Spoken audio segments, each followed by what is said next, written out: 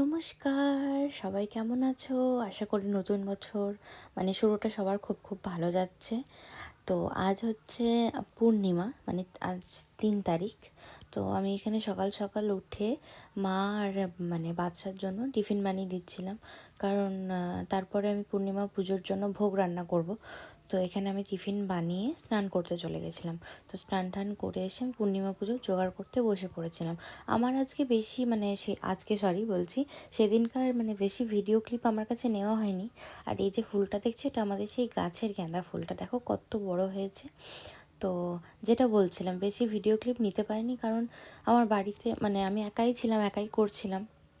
তো helping hand বলতে কেউ সেরকম ছিল না। তো তাই আমি যতটুকু পেরেছি ওইটুকুই ক্লিপ নিয়েছি। তো দেখো, আমি পুজো করতে করতেই আমার কাছে চলে এসেছে একটা পার্সেল, যেটা আজকে আসার কথাই না।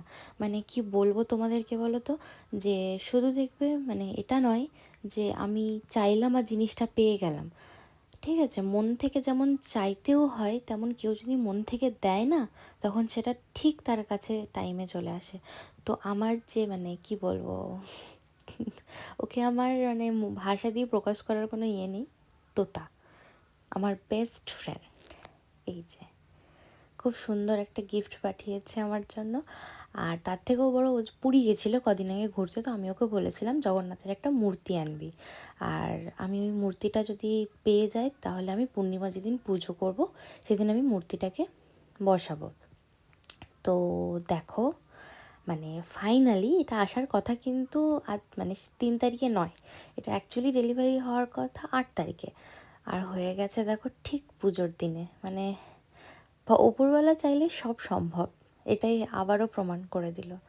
তো এই যে সেই জগন্নাথ দেবের মূর্তিটা আমার খুব খুব খুব পছন্দ হয়েছে। তো আমি আমার সিংহাসনে পেতেছি, সেই দিনই পুজোও হয়েছে।